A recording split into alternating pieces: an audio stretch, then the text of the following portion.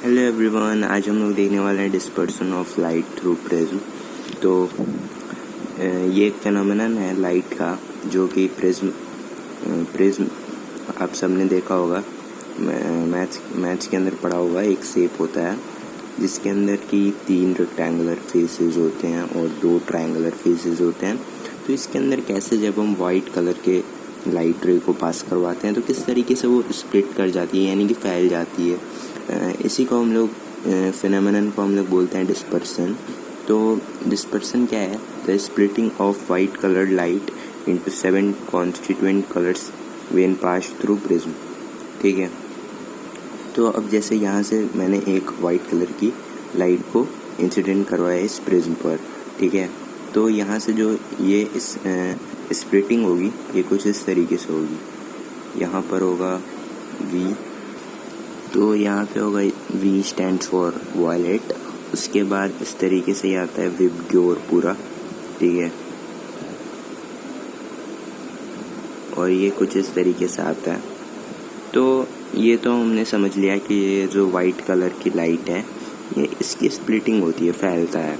ठीक है, 10th class के अंदर आपको यही बताया जाता है डिस्पर्सन के डेफिनेशन पे, या जो भी बोलो, तो उसके हिसाब से आपको इतना ही पढ़ना रहता है। लेकिन अगर आप 10th क्लास का चैप्टर 1 देखोगे तो उसमें आपको याद होगा, आपने पढ़ा होगा स्नेल्स लॉ। ठीक है, जिसके हिसाब से जो साइन आई है वो साइन आर के जो रेशियो है वो एक कांस्टेंट के इक्वल रहता है, जिसको कि हम लोग बोलते हैं रिफ्रैक्टिव इंडेक्स।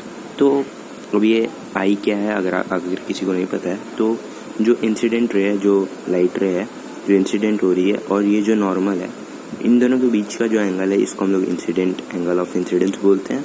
वही यहाँ पे आई है, साइन ऑफ एंगल आई। और ये जो रिफ्रैक्टेड रे है, यानी कि यहाँ से आ रही है, और ये जो नॉर्मल है, इन दोनों के बीच के एंगल को हम लोग बोलते हैं आर, यानी कि एंगल ऑफ रिफ्रैक्शन। तो ये जो साइन आई है और ये जो बाई में साइन आर है, अब हम लोग ये समझ रहे हैं कि ये डिस्पर्सन आखिर होती क्यों है। तो अगर हम देखें तो ये कांस्टेंट के इक्वल होता है, जो कि होता है n। इसको हम लोग बोलते हैं रिफ्रैक्टिव इंडेक्स। रिफ्रैक्टिव इंडेक्स तब तक कांस्टेंट रहता है जब तक आप पेयर ऑफ मीडिया को चेंज ना कर दो। ठीक है, और जब तक आप एक कलर की लाइट को चेंज ना कर दो, ठीक है, तब तक ये कांस्टेंट रहता है।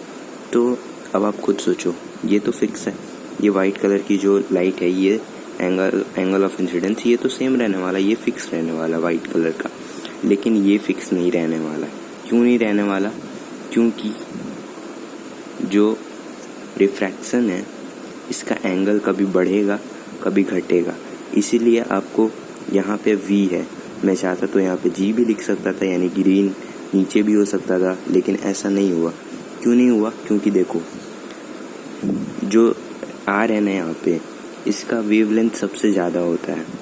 और ये देखो, इसका वेवलेंथ अगर सबसे ज़्यादा होगा तो इसकी वेलोसिटी ज़्यादा होगी।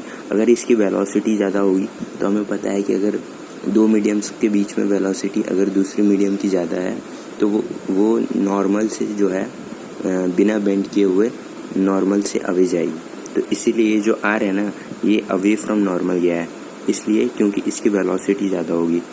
और वेलोसिटी इसलिए ज़्यादा होगी क्योंकि वेवलेंथ ज़्यादा होगी। वरना ये सब कुछ सिस्टम से बना हुआ है भाई। ठीक है, वरना कोई भी कलर कहीं भी ये स्प्लिट हो सकता था, लेकिन इसलिए नहीं हुआ क्योंकि मैंने आपको रीज़न दिया। आई होप आपको ये वीडियो में कुछ फील आया होगा फिज़िक्स का। अगर आया हो तो सब्सक्राइब करना मेरे चैनल को। मिलते हैं अगली वीडियो में, तब तक के लिए बाय।